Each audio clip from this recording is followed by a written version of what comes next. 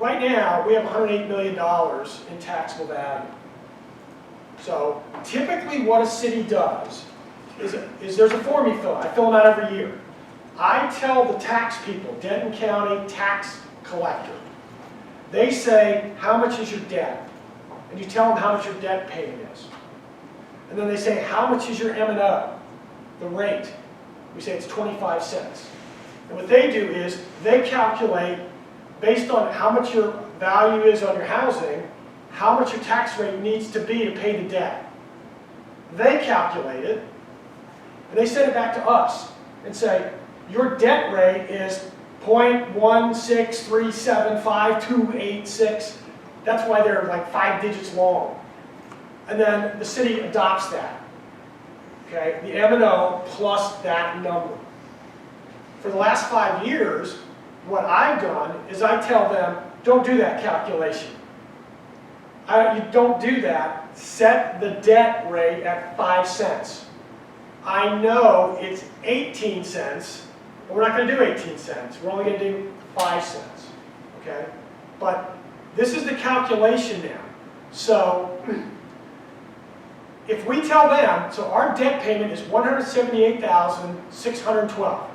That's our bond payment year number 6, principal and interest.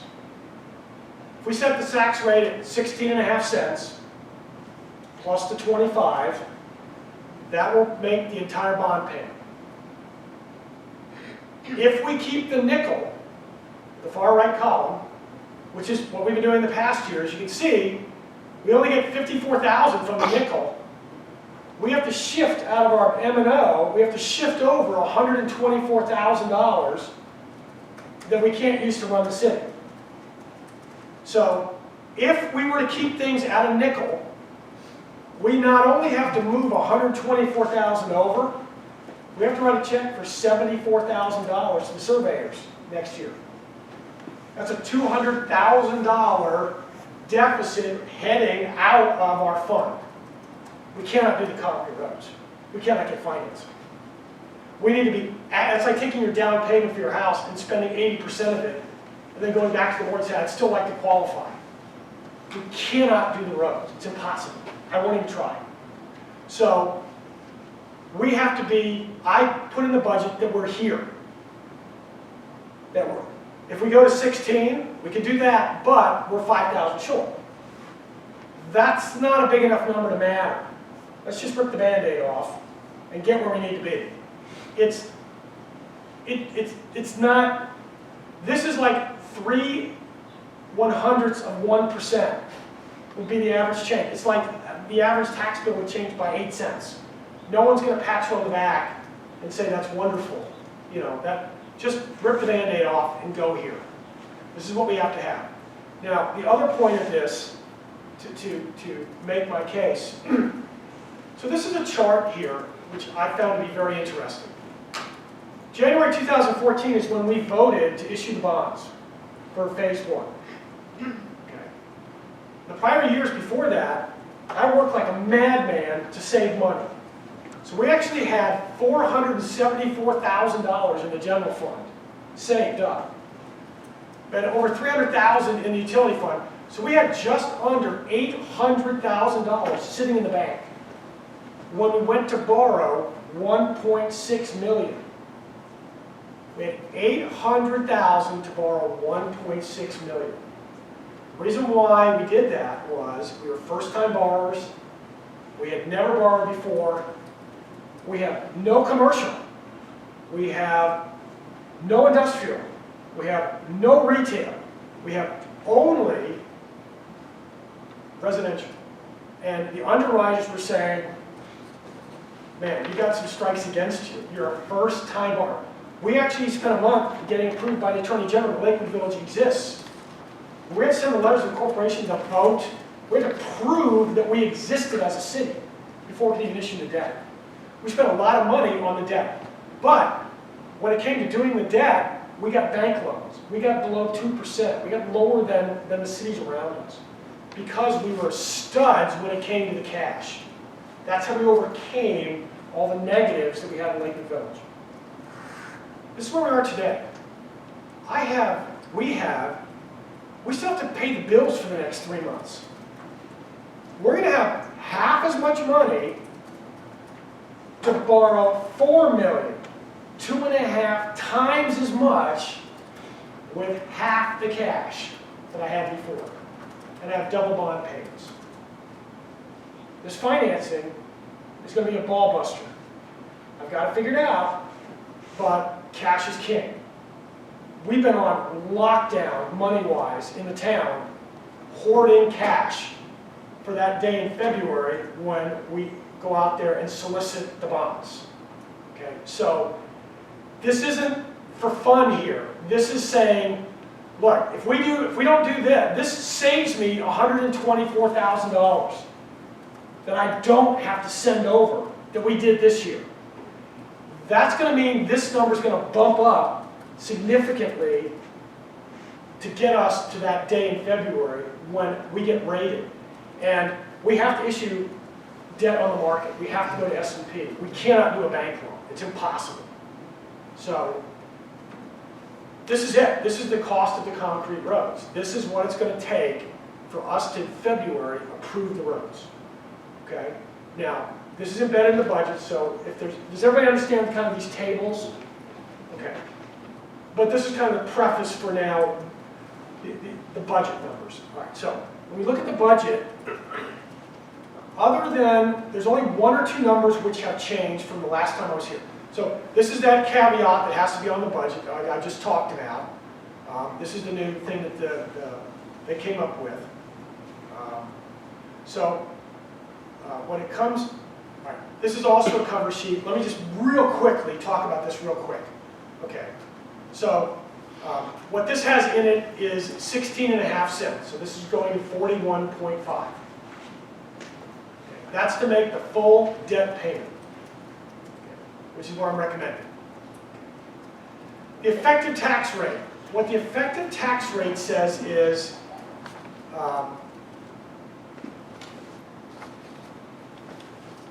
okay, skip that line. That's not the right number. This is the right number here. So 0.236. Our M&O rate is 25 cents. The 0.236, the legislature makes us calculate 2 numbers. What would the tax rate be if you wanted to get the exact same amount of cash as last year? Right? If you want to have no tax, no more money. Well, we know we had appreciation in the values, which means the rate has to be lower. It's P times Q. So the effective rate is, what would you have to charge to get exactly the same number? Okay. That's the 23.6 cents. If you set the rate at that, we'll have the exact same amount of money as last year in the taxes. Now, the other number then is the rollback rate. What the rollback rate is you take your taxes and you add 8%. You get 8% more money. That's the rollback rate. If you get more than 8% more money, then the citizens can sign a petition and ask for an election. And you have an election in November about doing the tax rate that they wanted, which has more than 8% increase in money, or 8. It's called a rollback. No city ever does that. Because if they come and want it rolled back to 8, you just roll it back to 8 and call it a day. It almost never happens. Okay? That's the one the legislature changed to now be 3.5%, is that rollback. So now cities across the board now are limited to only 3.5% starting next year. Except for Lakewood Village. Because we're a small city, so we're still an 8. So none of that stuff applies to us. So we're exempt. Okay, so we're good. But, so typically what you do is, think about it, as long as your tax rate is bigger than the effective rate, you're getting more money, and smaller than the rollback rate, you're bulletproof. Legally, you're right in the zone. And that's where we are. We're right in the zone. For us, the rollback rate would be 42 cents. So we're below the rollback. We don't have 8% more money. Okay. But that's what this chart is. Everything has changed starting next year. So this whole chart changes. It goes away basically. All right. Here's the budget. I put in here for the 2020 budget, $271,000, which is essentially the 16.5 rate. I should have said this last time. We're actually short about a little over $5,000. We have 3 delinquent taxpayers in the city, 2 houses. I won't say who they are. One's on Melody Lane, and one is on Peninsula. We have 2 houses that are now seriously delinquent and are getting letters from our tax attorneys. And the tax penalty is about 50% that they're now paying. So we hope to get that money. Hopefully we'll get that additional $5,000 shortly. The other one is an empty lot that is also delinquent. Basically all the numbers line up. That number is based on that tax rate of 16.5. We're going to adopt the tax rate next time. Okay? But you got to put in a number. And it's screwy that the legislature makes you do the budget first, because you got to put in a number. So next month, you guys can come back and say, you know, we think the tax rate should be 10 cents. That's fine. Then we got to go back and redo this.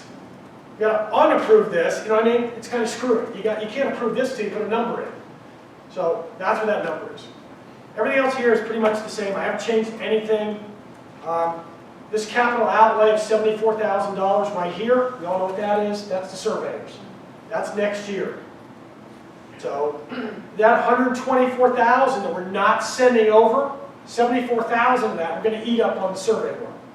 We're going to use up some of the road money, right? So that's just the way it is. All right. So that's the general fund. This is kind of, again, the same stuff as last time. Here's the debt servicing. So this assumes that there'll be no transferred funds coming in from the general fund. So if we do this, let me look at this real quick. I have a hard time reading it. We should blow it up. Does the capital outlay, so that's $74,000 just for the survey, what about what we've done in years past? Does it matter? Like, would we have anything else fall into that category of that $74,000? This year, the geotech stuff, the road study, Oh, it's all going to be capitalized. It's all a cost of the road. So the auditor will capitalize it. So these are all expenditures. You know the difference. These are not expenses. okay. The one thing I will say here is, so for instance, if you look at this number here, in this other column here, that's year to date. So year to date, we have a $166,000 operating surplus. The reason why we budgeted 100. The reason why we're so high here is because I've shut it down. I've killed everything we can. I'm the one that buys the Cokes for the refrigerator. We have locked it down, the expenses, because we've got to generate cash. So we're doing a really great job this year. So even with us transferring out the money, we're going to aggregate almost $80,000 to our cash this year. And the reason that we're doing it, the reason why I'm trying to get the roads done this year is for this precise reason. In previous years, we were using money. If this goes according to plan, we're going to have about an $80,000 positive add to our cash. I'm ready to step up and do the roads now because we're on the plus side. Does that make sense? Okay, but this shows where you're at. We're having a hell of a year this year, moving forward. But if everything goes according to plan, we'll add $150,000 to our cash reserves according to this budget, which will allow us then in February to start the roads. All right, on the, Cliff, do you have a question for me? Are you good? I think I might be getting mixed up on, no, never mind, I see it now. I'm mixed up on the colors. Okay. Never mind. On the utility side, it's a pretty standard budget. We're currently running about 2% ahead of last year, but if you remember last year we had the water well problems. Right now the wells are working perfectly, all 3 wells are on. Our usage has gone from 5 hours a day up to 12. No problems with the wells, everything's working perfectly. I don't know if you've started checking, I've been checking them. They're putting out 200 gallons a minute, no signs of any cavitation. They're working, everything's working nominally. These were last year's numbers. I expect to, significantly exceed, last year's numbers when we didn't have the water problems. Everything's doing fine. There's really nothing about these in here. They're all pretty straightforward. The contract served, these things are all the same. The only thing that is different in here is in capital improvements. 45,000 dealt with some issues we're having at the sewer plant. I think with some electrical work, we have to do some work down there. We might revisit that if, so depending upon what happens across the street. So we know that I anticipate we'll have some valve issues. We're going to have to relocate some valves for the road project. Once the survey work is done, we'll be able to identify valves that are in the way. One possibility with those kind of infrastructure is we may ask the MDD to help out with some of those infrastructure because that's in their wheelhouse. And we'll talk about the MDD budget shortly. The other issue is some electrical lines down at the sewer plant. We have to do that eventually. We have to replace the sewer lines and underground them. However, that money is not a necessity. We can get by without that. If across the street comes in and we have to lay a line, then we'll probably reallocate this funds to lay the line heading, north. So this is I don't want to say it's a wish. It's a possibility. The other issue here is I talked to the people that actually do the rehabbing. I talked to the well company, I forget their name. Very, very great people, giving a lot of good information. Their thoughts are to pull the well all the way out of the ground, pull it all out, and clean everything, do an acid wash, get it going. They said it takes about 15 days. He told me it would be about $15,000 for the Woodbine total cost. And for the deep well, if we did the big well, which has the biggest motor, that would be about $25,000, and that's 1,600 feet deep. So they have to pull all the pipe, all 1,600 feet has to come out of the ground. It was not bad. I mean, and he was very clear that, very precise, that based on his past experience, once you do that, the increase in water ranges between 0 and 100%. I said, okay. He said, it just, depends on how. He did say, look, even if you don't get a lot of extra water, at least you've made the life better by cleaning the screens and cleaning everything up. The pump will have less stress on it. I mean, it's just better. Plus, it's been a long time since that's been done. It's right? never been done. So the Biloxi will be the first time in 50 years. So I think cleaning a well every 50 years or so is probably good. Yeah.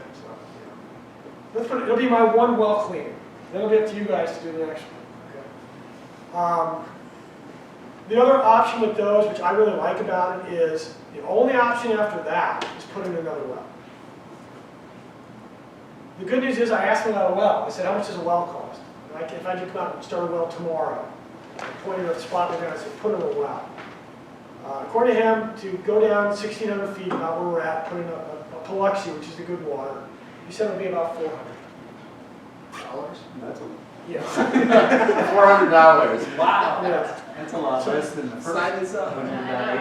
Yeah, I think Kimberly Horn has it like in the neighborhood of $1 million. But if we do it in the right spot, we already have the plumbing there. We already have, and I think Kimberly Horn is if you put a whole water plant in, all we're putting in is the well, and literally we use the pipeline we already have along High Ridge. So it's a minimum, literally all we need is the hole in the ground. And that doesn't matter where we put it? Well, the location we would put it would be over near the mailboxes. That's the best place to put it because we have steel main running up High Ridge. So we can maybe tie in and bingo, we're here. But that's, to me logically, you got to take you got to change the oil first before you go ahead and recommit to rebuild the engine. You got to kind of take the fixes first in their financial order before you pull the trigger on the big one.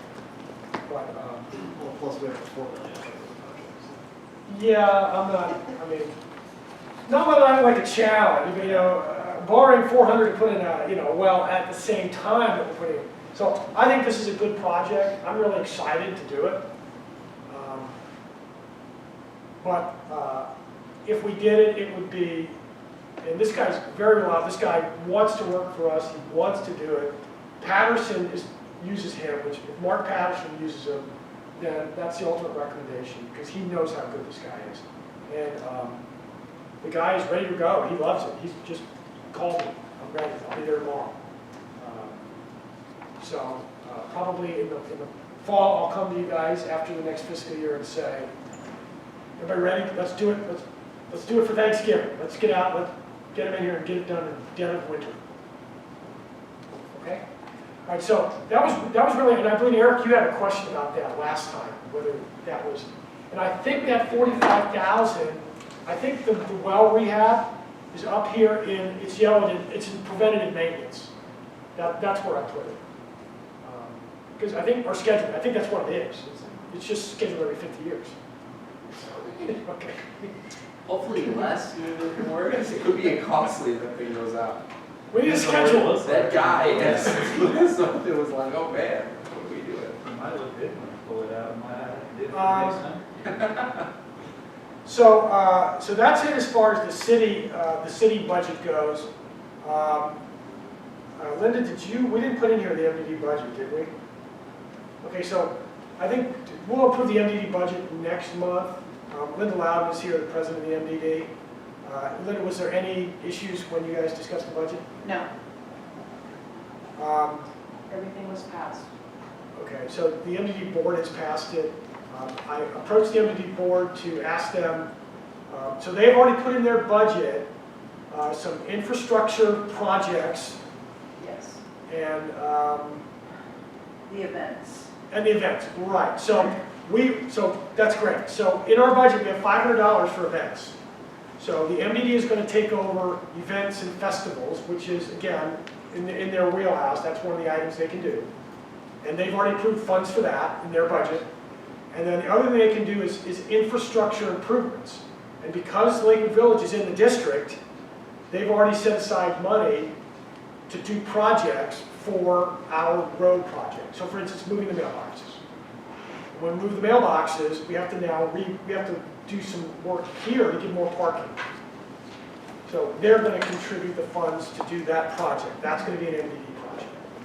Which again, that's money we don't have to spend, which is what we need. We need all hands on deck for us to get these concrete roads in. And I think it's great the MDD is willing to step up and take on these projects. Because the event's offloaded, $3,000 or $4,000 just offloaded, from us, and that's significant. The concrete road bill, that probably might be $10,000. That's significant to us. Doesn't sound like much, but that's like 8 or 10 percentage points when they calculate our ratios, and that's a lot. Okay, so I will bring you the MDD budget next month. Okay. Now, I open the floor to you guys if you have questions about any of the items. If you want to change something. Is there any questions? I know there's a lot in here. A lot. Okay. Really, there's I mean, we've talked about it before. I mean, we've had a chance to kind of look it over. I appreciate the calculation you did for the tax rate. It's kind of nice to see the different scenarios. But I think it's smart to, let's raise it now. It's inevitable, we're going to have to raise it, so it's. okay. Any questions from the left? All good. Sandy, you okay? Good. Right now, Linda, you didn't give me the wording, did you? Did Okay, the legislature has changed the way that we do this. It requires 2 votes. So you guys should have in front of you the verbiage that you're required to say. Whoever wants to make the motion, read the verbiage. I move to ratify the property tax increase reflected in the fiscal year 2019-2020 budget as presented. I'll second. Okay, Daryl has the second, so we have to have a roll call vote. Linda? Mayor Pro Tem West. Yes. Councilman Shaw. Yes. Councilwoman Lepley. Yes. Councilman Farage. Yes? Councilman Bissonnette. Yes.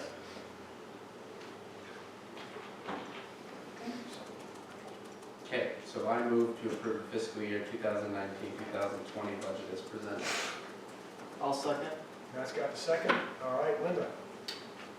Mayor Pro Tem West. Yes. Councilman Deschamps. Yes. Councilwoman Lepley. Yes. Councilman Farage. Yes? Councilman Bissonnette. Yes. Okay, thank you, guys. All right, next up, what I want to do is, we were going to recess an executive session. We were going to discuss with our attorney issues related to the 474 Peninsula. They are not here.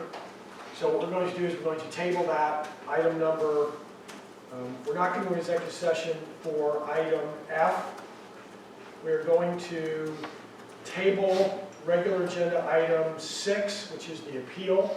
Table that until next month. I believe Steve is not going to be here next month. What date? It'll be August the 8th. 8th. I'll be gone. Okay, so we'll have, Kevin will be, someone will be here. Well, someone, okay, Andy will handle that.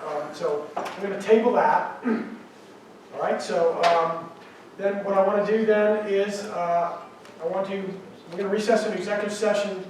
Consultation with the town attorney, the matter is due to the attorney, the government body, of Texas disciplinary rules of professional conduct. Clearly, clearly conflicts with this chapter, receive legal advice, 5510711, Texas Government Code, Constitution of the town attorney regarding pending or contemplated litigation, 5510772, Texas Government Code to wit, attorney regarding pending or contemplated litigation, 5510772, Government Code to wit, deliberations about real property, 55107, Texas Government Code to wit, development negotiations, and 5510776, Texas Government Code to wit, deliberations about security devices. Okay, so we're going to meet in here. Everybody else, bye-bye. Steve, Bye. thank you for coming. I appreciate you Thank you, showing up. Steve, have a great vacation, catch some fish, That's insane. go home, and Steve, thanks very much. You're welcome. Bye. Thanks, Good night. Thanks, Linda. You're welcome.